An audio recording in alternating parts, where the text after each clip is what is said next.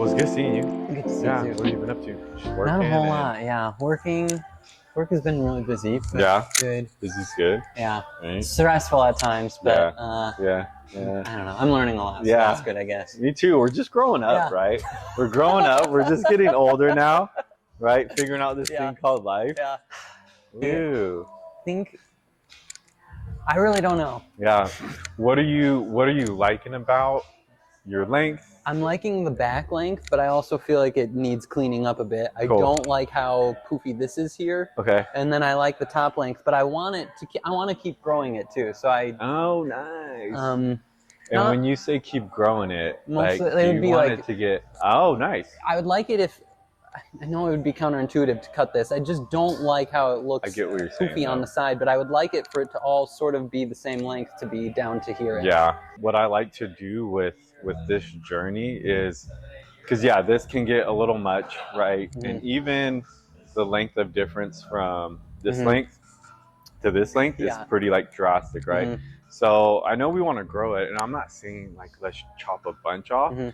but if we just kind of run through the shape, and I would say just connect a little more Mhm. of the long Yeah. to the medium to shorter lengths. Something cool, but I feel like I don't know what it is Yeah. to tell you to do. So No, I also trust your judgment. I totally get it. I already get you. We're just gonna, so we can create a nice grow out. Yeah. There you go. Because if we're keeping this too long and everything's growing out, then this will get very unruly, and I don't want you to give up and say, just cut it off, Gabe.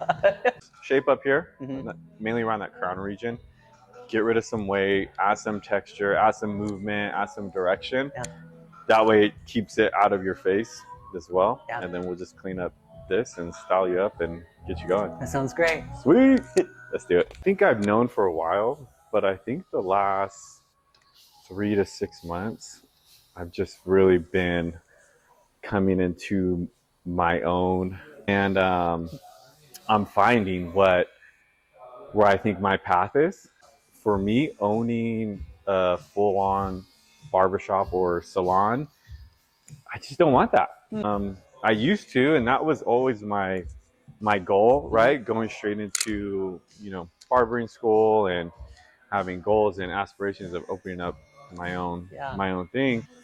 As you navigate through the industry and you start seeing, other avenues of the business and things develop, and in our industry, there can be a lot of turnover, because there's so much opportunity for people to be their own business owners and open up their own studio or open up their own, barbershop or salon. So people come and go. As the barbershop owner, right, you're there to, try to build as much value as you can for your team, to where turnover is just at least less to it. I don't want to worry about plumbing just went out, or the lights aren't working right now. It's like calling up building maintenance. Like, I don't want to do that. I want to like have a team, lead, inspire, develop, grow to the best I can. I'm not saying I'm the man when it comes to educating every part of the industry. I like that role. So so I'm gonna go back there, and I'll be the shop director. So I'll do exactly what I was kind of just explaining. We're just going to put some systems and services in place. And again, my goal is to go in there and lead by example and get the team going. And I'm excited for the new journeys. Nice. That's awesome, Yeah. Gabe. Enough about me. How about you? It's been interesting for me. Like I I still know for sure that architecture is what I want to do, Right. but so far in my career, I've just not done the types of things that I'm actually interested in, or that drew me to architecture. So it was 2 weeks ago. I had just a really stressful week at work. And it was stressful because they were, like, I was super busy, but with tasks that I wasn't really interested in and that I didn't really care about. Right. But then they were coupled with client deadlines, and it was just really stressful. Right. And I think I've gotten discouraged because it's like, I know that there are still people out there that work as architects that are doing really exciting and fulfilling things that I would be excited about. And so I know there are paths to get there, but how do I get there? And I think coupling that also with great friends here in California, but otherwise I don't feel fully settled here either. No. And so where? Another state? Yeah, possibly. Okay. I would either move back to Portland or move home to Michigan, where my family is. I don't think I'd be happy in Michigan, but I do really long to be near my family. Yeah. So that's the big thing drawing me there. And then otherwise, I just really miss living in the city in Portland, and I miss I just like the restaurants and the shops. I miss the nature. I miss it in the Northwest, and I still have a good community of friends there too. So, cool. And design-wise, I think that of the three options, like here, Portland, or Michigan, it would be the place that would be the most exciting in terms of just like the clients you would potentially have and what they would want to do, and that really excites me too. Yeah. I'm grateful that I do have a job that I'm challenged by, and that I'm learning a lot. It's just like, well, I'm not learning things that I'm interested in. But, exactly. But I do see it as a good thing to be challenged, and to also to have like great support systems from my manager. So that's really good. I totally get what you mean, though, when it comes to your craft or your career.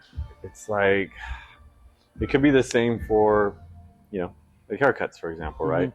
I'm blessed and fortunate to be able to earn a living, right? Cutting hair, which is great. But after you're doing something for a while and you really start like honing in on your career or your craft, and you really start to dial in, your likes and dislikes. And for me, I can't even, I wouldn't say I call it dislikes, because again, like, I'm very fortunate, right? And to do something that's earning me income and supporting my family in a field that I love. Yeah.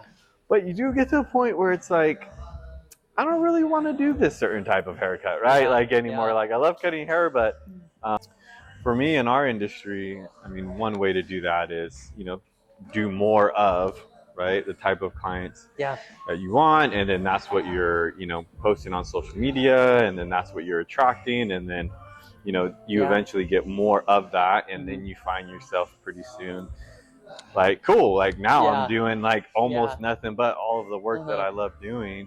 But what are the types of haircuts you like doing?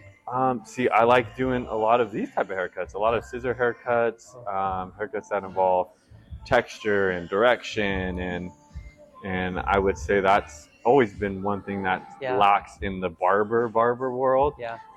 Scissor work, but it's becoming more normalized now, which is great. It's great for the industry, and I'm glad that more barbers are taking the initiative to educate themselves to do something different. So everything's not just so fade. Which again, like, I do that too, and it's great. But I want some diversity, and not only that, like, I enjoy doing these type of haircuts, so I'm not at fault for that, right? It's like it's what I like. It's what I like, Just because my license. Thank you. Just because my license says barber, I don't want to be held to, I guess, what the stereotypical, barber is at the moment. But again, it's changing, and I like that. So that's cool. It's almost like right now you're doing all the haircuts that you don't quite want to do, Yeah. right? Yeah. But it's also earning you, your Right. living and supporting your life. Yeah. Um, And I know it's also teaching me valuable skills that I can take with me Yeah. whenever I do get to move into what I want to do. I know. That's so true. You gotta go shake some hands, and you gotta go be the mayor of your town or your city or your Yeah. industry, and Yeah. try to meet the right people who can align you right, with where you want to be. So hopefully you find those right people. I hope so too. I'm sure I will. I was on the hunt for something like new and fresh, and because I love change. I love revamping things. I love starting things, and but the way I was going about it, of trying to go to the next, it just was not the way to go. And people tell you along your journey, but at the same time, I'm also super grateful for the journey I did go, because then I would have never learned all the things that I learned, right? I had to build a website multiple times. I had to build different social media channels multiple times, and emails, and all of those business items that I could now, when someone reaches out, another small business, and like, hey, like who did you use for your website, or who helped you with your social media, or the camera, and all this stuff, and it's like, because of all my ventures, I took it upon myself to invest in these things and educate myself in these things, so now I can speak for it. Because if I never did that, then I would have never learned all the things that I learned today and know today. So at least I hope to be of help of other people. On I still wouldn't say, I'm not one to tell anyone to not do or do something, but I can now speak for, my journey and my past, which is great. So That's awesome. I feel like you're on that journey, right? Yeah, you're on that path. definitely. It's exciting. I just really want to do custom single family homes. Oh, okay. So like, that's the type of work that I really would love to do, and so I know that if I worked on that tonight, it probably would be enjoyable. It's just that also at the same time, it's like my day off. I don't want to break. Yeah, exactly. I totally know. Being your balance of your yeses and your nos. Yeah. That's always tough. I'm a yes guy for sure, and I'm trying to, figure out when yeses and when to have those nos. But when you're excited about something and you like, and I can tell with you, right? It's like you like taking care of people and you like helping people out. So like that's where those yeses come into play, right? But then we got to remember, like, oh dang, like we still have a life too that we have to like tend to and make sure we're taken care of. I'm just gonna create that texture and movement we were talking about. Just creating some smaller pieces, push up against these longer pieces so it's not protruding out from the head. I wish I had more hair. I have very fine hair, and it's hard to really do anything with it. I know a lot of times when a lot of clients that have thicker, fuller hair, they're like, oh, I wish my hair wasn't so thick. I wish it wasn't so unruly, but I'll take that. I would take it. I am grateful for it. Yeah. Okay, let's clean you up a little bit.